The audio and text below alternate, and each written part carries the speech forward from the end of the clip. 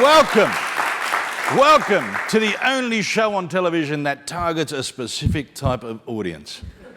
One with very low standards.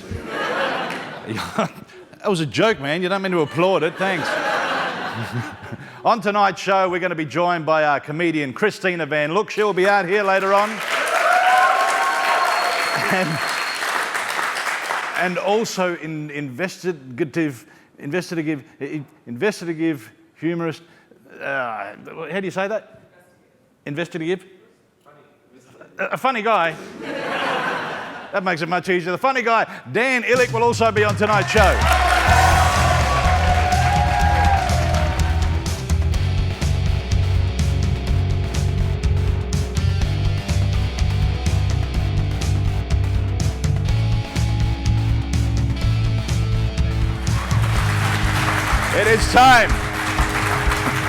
It is time to bring out investigative humourist Dan Ilic, everybody.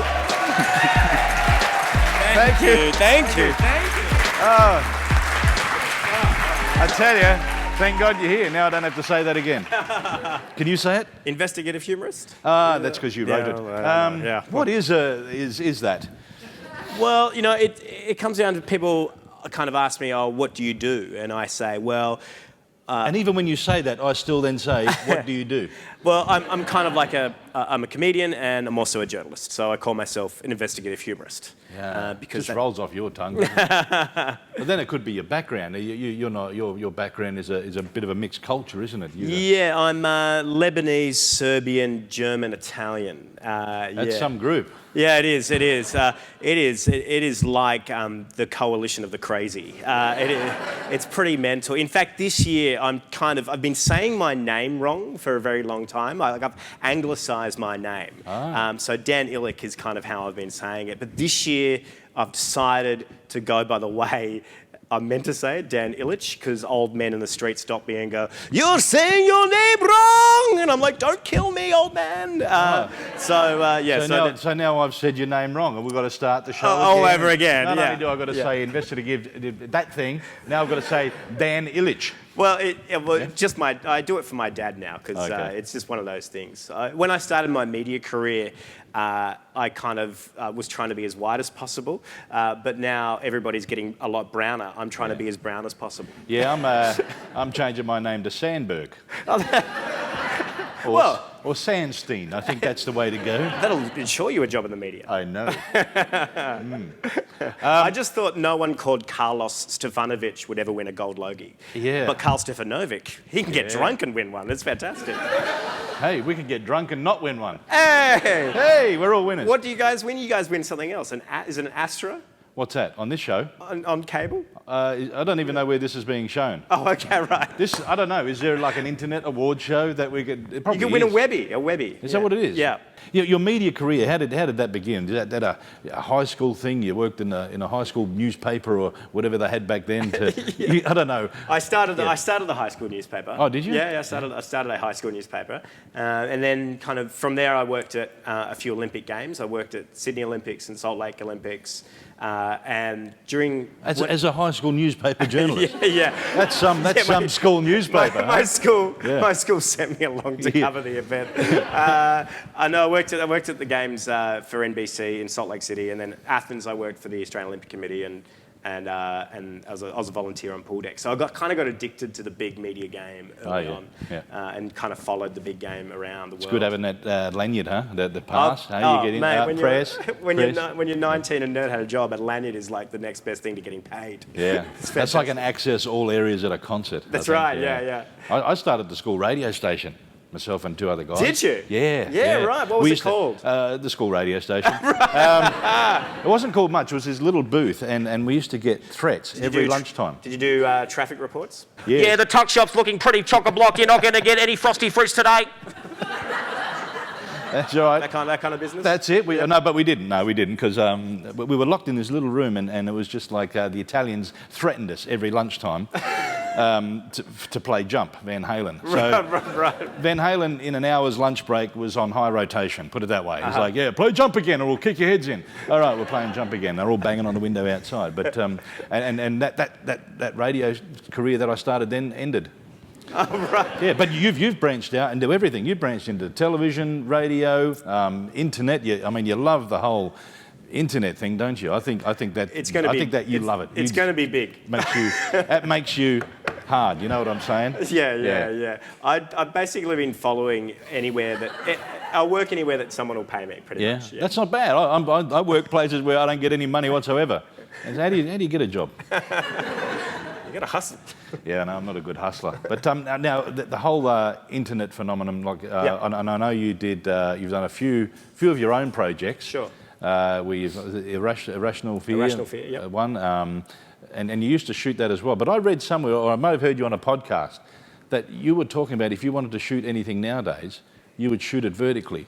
Yeah, I've been. There's kind of the big macro trend in media right now is vertical video, because all of our content that we all receive, we all often view via our mobile phones. And so what you see now is a trend where people are creating square video and vertical video to fit in your social feeds. Right. And those videos tend to get about 30% larger reach within a social feed setting. Right. So if you want to reach people, just flip the cameras. Flip the camera sideways. I was going to say, you don't want to be at home and look at your... No, that's right. You're lying on the couch would be perfect to watch TV. Yeah. But then, if you put it long... I don't know how... I don't know what you would shoot with that. Because when you mentioned, I thought, how do you shoot sports? How do you shoot obviously movies won't happen that way. Sure, yeah. There's quite a lot of things that won't be that way. But for short form, snackable content, vertical videos seem to get quite a larger reach. Yeah. What do you think of the whole virtual reality 360-degree thing? Do you like that? Yeah, it's really cool. Because you know what? Right there, Dan, you know what that is? Oh, yeah, is that it? That's one there too. Wow! So what people can do is watch this show and be in the middle of the desk. Wow. Yeah. That's great. So right now, people in the audience are going, what the hell are you talking about? Because you're in the audience, right? But that there, right, later on, which doesn't help the show right now, of course, but if you click a link that may or may not appear on the screen, depending if this works or not, that will be like 360. That's 360 degrees. So you can sit at home, watch this show like you're sitting in the middle of the stage. Holy shit! I know, that's the crowd aren't impressed at all. Yeah. Do you know why they're not impressed? Because they're already experiencing it. later on, you'll be kicking yourselves and go, or you know what we should do? What? We should have had like monitors up here. But that'd cost money. No, yeah. Don't worry. It's get to be some sort of weird inception. Yeah, look, we're going to take a quick break. Is this water? Okay. Yeah. I think it is. Give it a go. Yep, that's the water here. Yeah. Right. Okay. Dan Ilic, ladies and gentlemen, we'll be back shortly.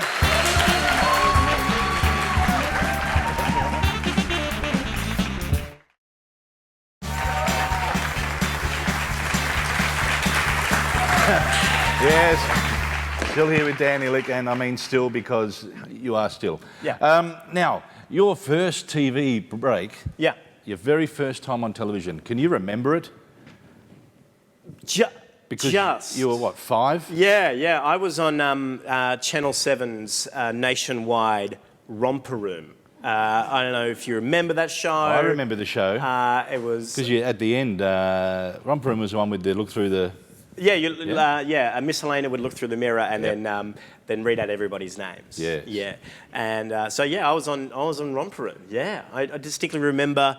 I have a clip, and I put it on YouTube the other day, of me trying to tie a shoelace on stage, but I didn't know how to tie a shoelace. I went in with all confidence. I was like, shoelace, piece of cake, Miss Helena. I got this. Walk up, start tying it, and go, no, I don't know. I've lost it. But that's good that you... Did you remember it yourself, or do you remember because it's on... it's captured. I know. I remember the lights. I remember the heat. I remember my mum spraying my hair with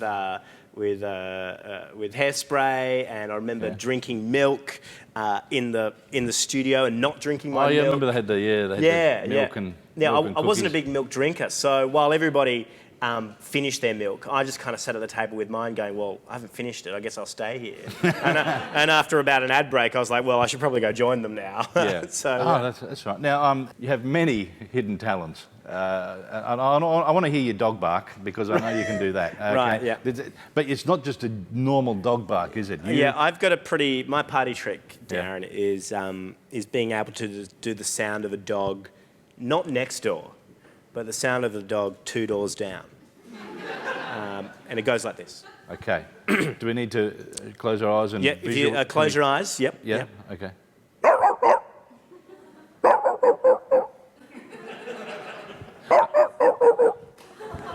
There we go. Okay. Thank you. I once, when I was working in Salt Lake City at the Olympics, there was this dog, this mangy dog in the street outside the International Broadcast Centre. He was like sifting around in the snow, and I went, and he ran like 1 block up and looked around for the dog. Then I walked up to him again. I went, and he ran again. And I must have walked him 10 blocks to my house. It was fantastic. Really? Yeah, it was. And then you got there and he humped your leg. Yeah, well, we're very close still. Now, and also some of these things you do, because I know you're of a generation where you push the boundaries a bit and you push limitations of people and, sneaking into events and maybe, go in the back door to a few things, right? Yeah, yeah. Do you know what I'm talking about here? Yeah, yeah. Like film festivals or something, if you want to get in. Yeah, yeah. You want to make your way in. How Well, is it just your confidence that comes out for you to do that, or are you just thinking, stuff it, I'm going in? Well, I once went to, basically it's Jedi mind tricks. Basically you kind of just convince the person that you're worthy of going in. Yeah. So often you're walking up to a dorm and you're like, oh, hi, and you walk in. Yeah. Sometimes they go, whoa, whoa, whoa, are you on the list? And they'll have the list there in front of them. Yeah. So you just kind of have to go to peer over their list and just pick a name off the list. Yeah. But if you're going to a party, I was at Toronto International Film Festival, and it was 2010, so it was like 127 Hours was up for an award, and a whole bunch of others were up for an award as well. And I jumped onto IMDb on my phone and looked up the name of a producer, just a random producer of 127 Hours, and said,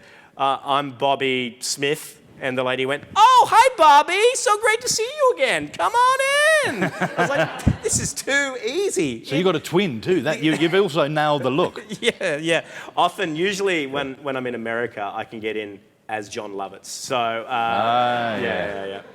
But one time at the Toronto Film Festival, there was like this super celebrity fest party that we couldn't get in through the front door. The doorman we'd ruined our chances with the doorman. He knew we were just like looking over his shoulder for a list. So me and my friend Rufus, we were kind of scoping up the block because there's always another way into the party. So we kind of walked past and we saw like some goons at the side. We're like, well, we can't get in the side. So we kept going around to the alleyway behind the clubs, and walking down the alleyway, there's just like club sounds booming off the walls, so you can't really get your bearings about what club you got to go through the back door of. We were about to go up some stairs, but then I saw a window that was open in the basement of a club, and all I saw was like drinks being stacked to the wall, and I was like, hey, Rufus, in there. So we swung in, and we pushed our way outside of this closet, and we were in the back of the coat check, and we ran to the front of the coat check, past the lady at the front of the coat check, and we got to the bar, and Rufus turned to me and said, this isn't the party, people are paying for drinks here. And so we knew we were at the wrong party. So we busted out the side fire exit door, and the door popped open on the red carpet, right behind the guy with the list. And so we managed to get into that party. And in that party, I met John Hamm, which was awesome. Yeah. But I also met Bill Murray, which was even better. That's unreal. Yeah, That's it was good. really Yeah. good. Yeah. See, so there's a lesson here, kids. Yeah. What you want to do is start breaking into places. Yeah. All right, go in the back door. That's. If you can't go in the front door, you got to go through the back door. Yeah. But that's a good thing to know. Yeah. Megan Fox also walked past me, but I didn't know who it was. I was like, quite repulsed. I was Yeah, like, I'd who be are like, you? I'd be like, whoa, yeah. Oh. You're in that world now where you get invited. You don't have to worry about sneaking in anymore, do you? Sometimes, yeah. Yeah. What's next on the list for you? What are you up to next? Looking for a job, so if anyone wants to hit me up, wants to give me a job, hit me up on Twitter. That's what this Facebook. show's become now. This show, Let me know. this might be jobseek.com. I'm doing a little bit of radio here and Yeah, there yeah. on the ABC, and I'm starting up a Rational Fear again, so that'll be a big thing for this year, because it's an election year, and hopefully I'll be off to... Election year. Hey, it'd be good if we get to vote, wouldn't it? Well, there's 2 elections going on, and I've put in a little budget to the Guardian, so I might be off to the US to cover the US election during the DNC and the RNC in July. So that'll be really cool if that happens. So, Yeah, that'll be good stuff. So yeah. we can follow you at Dan Ilic. yeah, danilic.com or at Dan Ilic or Dan Ilic on Facebook. Yeah. Thank you very much, Dan, for being on the show. Dan Sanders, great to be here. Dan Ilic. After the break, comedy from Christina Van Look. Van Look. Thank you.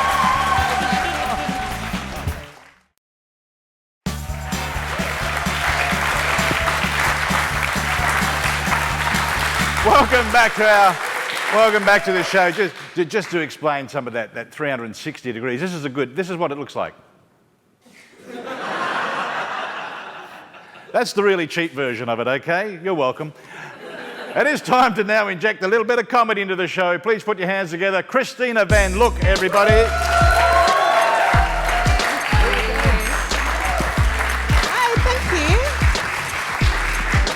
Oh, God, it is nice to be here. It is. I've had a bit of a hard day. I got into trouble with my sister today. I did, because she called me to tell me that her little boy had lost his first baby tooth, which, was really sweet. So I said to her, so what's the going rate for the tooth fairy nowadays?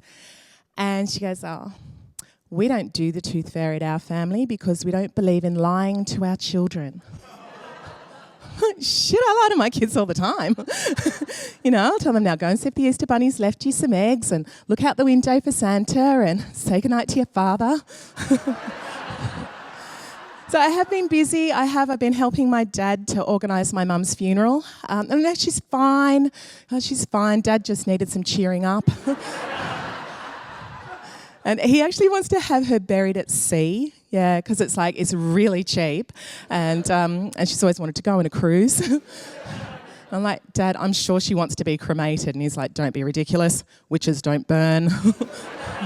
Yeah, so I am divorced. I know. My husband and I, we actually split up over religious differences. Yeah, because I don't believe in God, but he believes he is God, and he's just so anal about everything, not literally, because that might have saved the marriage. Yes, and I'm lucky though, I do have a lovely new boyfriend now, which is nice. Yeah, it's gorgeous. And the best thing is he is a middle child, which is fantastic because, I don't have to try at all because he's used to not feeling special. So. And it's nice, he's a fair bit younger than me. Yeah, and I got to tell you, young people are so competitive. Yeah, the first time we slept together, he goes, I'll race you. Yeah, he won. And he sends me lovely little texts during the day telling me what he wants to do to me when I get home. And I send him little sexy texts back saying things like, nipple has 2 Ps. And you don't need an apostrophe for balls. It's almost always a plural. But my ex-husband's doing well. I'm really happy for him. He's got himself a brand new 26-year-old Colombian girlfriend. Yeah, I know, right? Yeah, I'm so happy for them. It's great. Because my kids go and stay with them every second weekend and they come home and I'm like, how was it, kids? And they're like, it was great. I'm like, did you do your times tables? They're like, we did our HSC. Oh, but a friend of mine is still single. She is pissed off. She is so annoyed because she keeps spending all this money going on cruises and not getting laid. Nothing. No sex at all. I know, but she's trying this new cruise ship line now where the sex is guaranteed. Now, it's not Pinot, it's not Carnival, the Royal Australian Navy. Yeah. That's the one. Actually, my old high school got into the news because this massive brawl had broken out between about 30 girls from year 9, and they all got suspended for it, which was kind of nice because at least they got to stay home and spend some time with their kids. So, silver lining. But when I was growing up, my dad was in the military. That was really cool and exciting. And like he'd come home from work and I'd be, how was work, Dad? And he goes, can't tell you, love, it's classified. Like 20 years later, I find out he was in catering. Like, we had New Year's resolutions, yeah. Oh, my New Year's resolution was to get in shape, and oh my God, I should exercise, but I hate exercise. I do. I loathe it. Like, I don't even like riding. It's just shits me to tears. It does. But I thought I'd try that interval training. You've heard of that? Yeah? That's where, it's very popular with women. Like, you exercise flat out for like 1 to 2 minutes and then you rest for 3 to 4 years.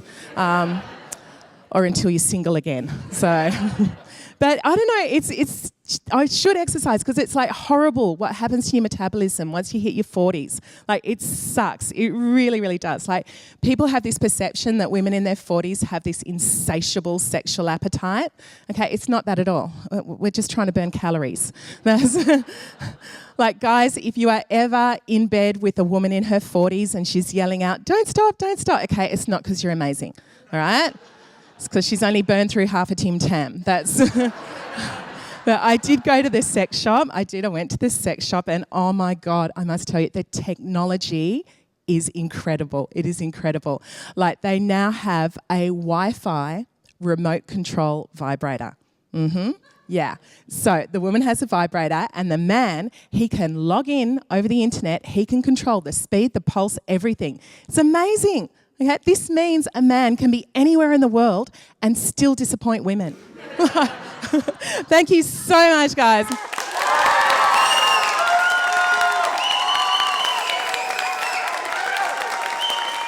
Please thank Christina Van Look for me. Also, thank you to Dan Ilic. We'll see you again soon. Good night.